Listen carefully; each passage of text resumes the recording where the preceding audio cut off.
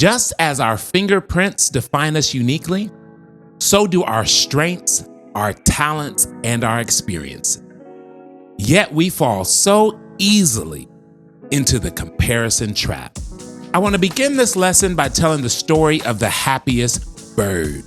There was once a happy crow.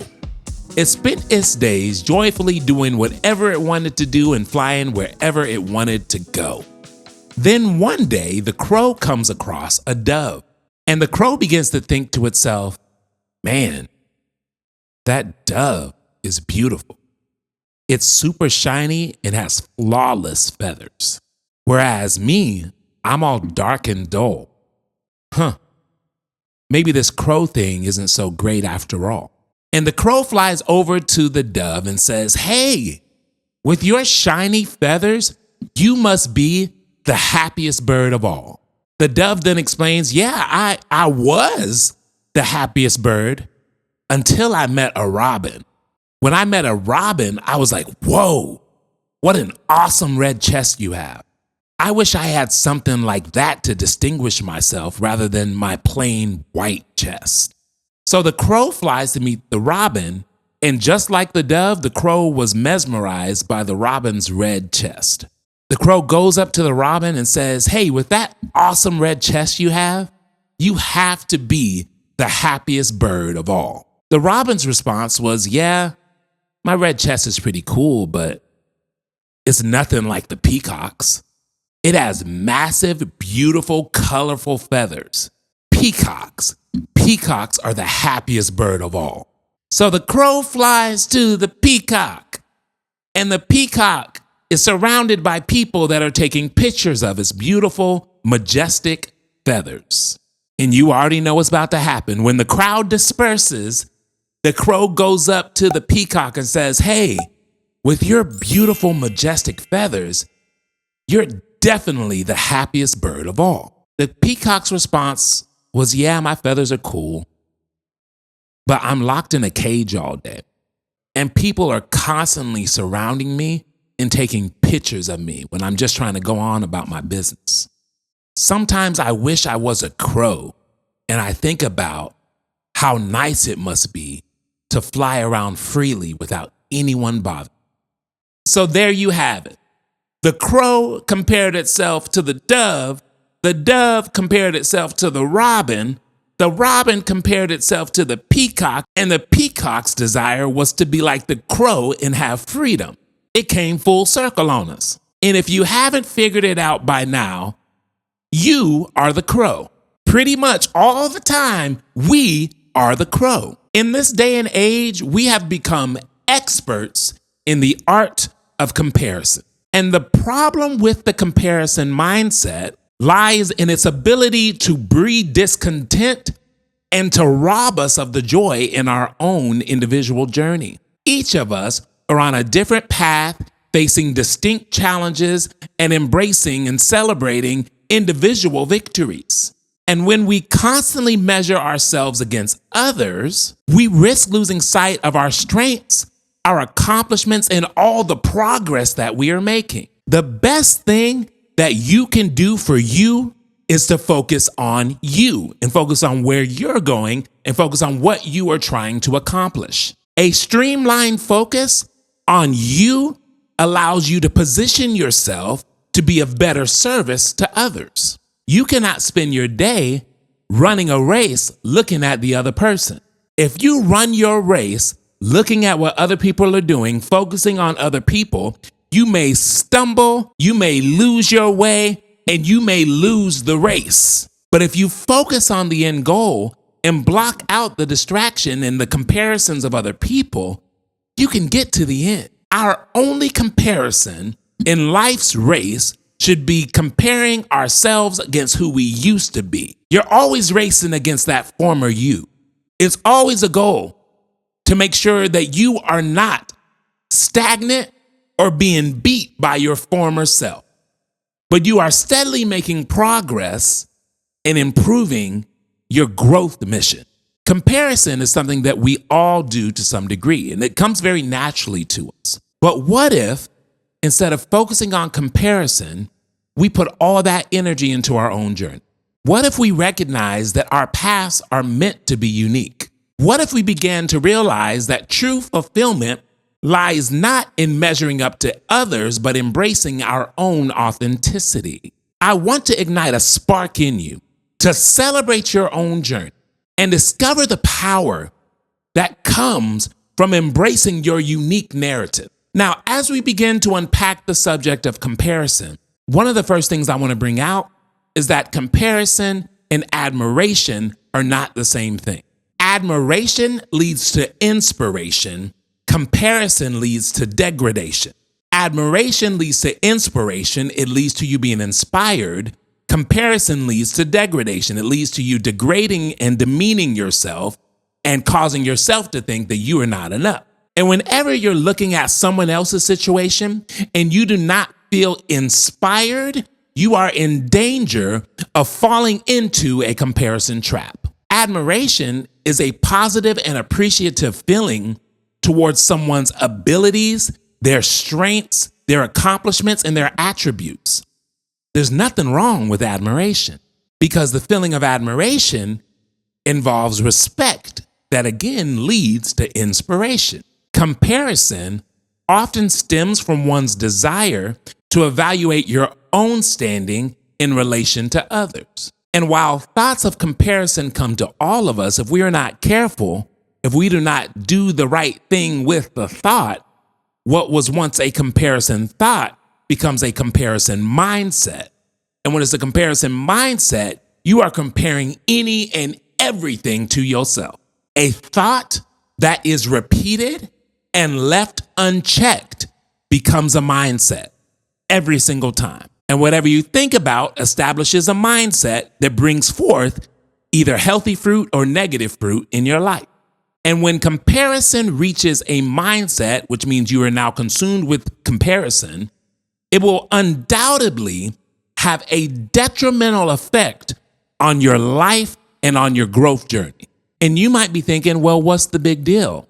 Everyone does it. Research has found that a comparison mindset breeds feelings of envy, low self-confidence, and ultimately depression. A comparison mindset also compromises our ability to trust other people. Now, there are several signs to knowing whether or not you are slipping into a comparison mindset. I just want to cover 4. The first sign of a comparison mindset is low self-esteem. I want to emphasize that the fastest way to feel inadequate is to constantly compare yourself to other people. Because when you constantly compare yourself to other people, you begin to believe that you are not good enough. But the truth is you only have half of the story. Because that person that you're comparing yourself to has its own set of challenges as well. And a lot of the comparison and the low self-esteem, it begins in our childhoods. Maybe you had parents or maybe you had family members that constantly compared you to other people. Why can't you be more like Johnny? Well, I'm not Johnny. And it's something growing up that people do all the time. Boy, you look just like your daddy. Well, I should. He's my daddy. But I'm not him, I'm me. Humorous example, but the world is always trying to prevent us from walking in our individuality. People that believe that they are not good enough, they suffer from what is called the spotlight effect. This refers to the belief that you have outstanding characteristics that people notice that they actually do not. For example, let's say you say something wrong in a meeting. Those that have the spotlight effect begin to think thoughts like, oh man, now everybody thinks I'm stupid. They're probably going to talk about this later because that was a dumb thing to say. When conversely, a person without a comparison mindset would say, yeah, what I said was wrong, but people aren't thinking about that. They already moved on. Another sign of a comparison mindset is if you have a difficulty in celebrating the success of others. If you are finding it hard to genuinely celebrate the success of others, and instead of feeling happy for others, you feel a sense of envy or even worse, resentment, it is a clear sign of a comparison mindset. There are some people that even have mood swings based on the achievements of others. Someone goes viral, they start getting all these brand deals, and here come the haters. I don't even understand why they're famous. I don't understand why anyone cares. When the truth is, you are jealous and a hater and wish you had the courage to do what they ended up doing. So rather than just saying, oh, wow, what a world, you can make money several ways, you want to spew hate on somebody you don't know.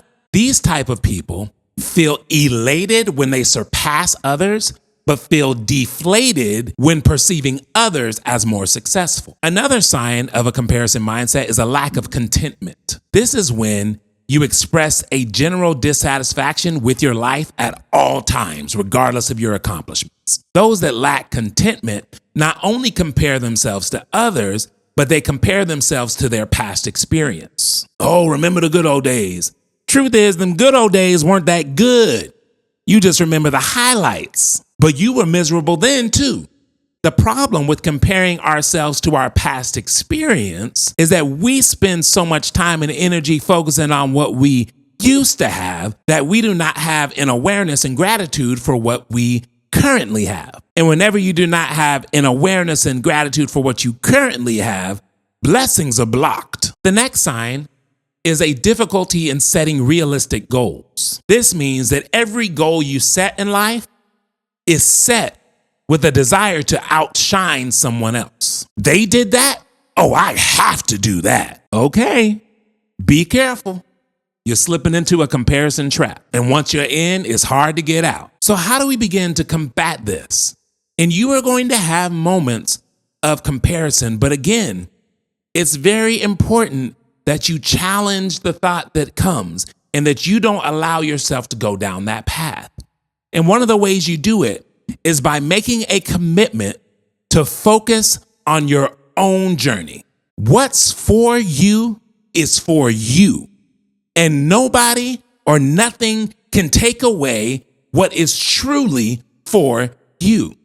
So stop fighting and scratching for the things that aren't for you in the first place. Celebrate your achievements, no matter big, no matter small. And never allow yourself to forget that every single person is on their own unique growth mission. And never allow yourself to gauge your value based on the achievements of other people. And although your story might not look exactly like someone who you admire, realize that your story holds value.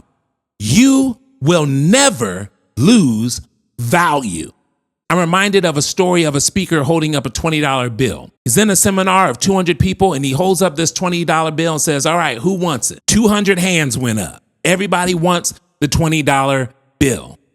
He says, all right, well, before I hand it off, let me do this. He takes the $20 bill and crumbles it up, holds it out in his hand and says, all right, who wants it? 200 hands went up. He says, all right, I am going to hand this out. But before I hand this $20 out, let me do something else. He takes the $20 bill, crumbles it up even more, throws it on the ground, and begins to stomp his dirty shoe all over this $20 bill.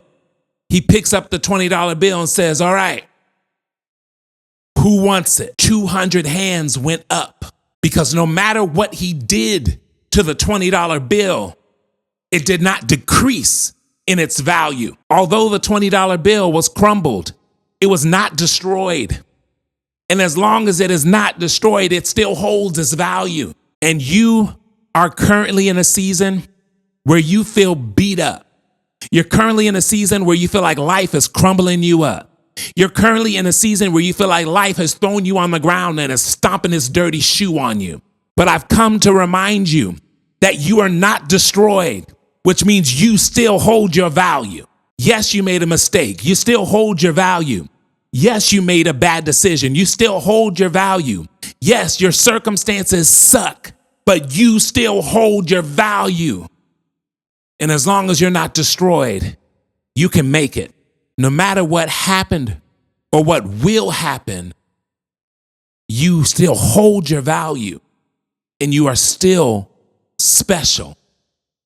And you're still worth it. Another thing to consider is to focus not just on your journey, but to set personal goals. The easiest way to feel inadequate is to have nothing that you're currently working on. get your dream off the shelf. It's time to go to work.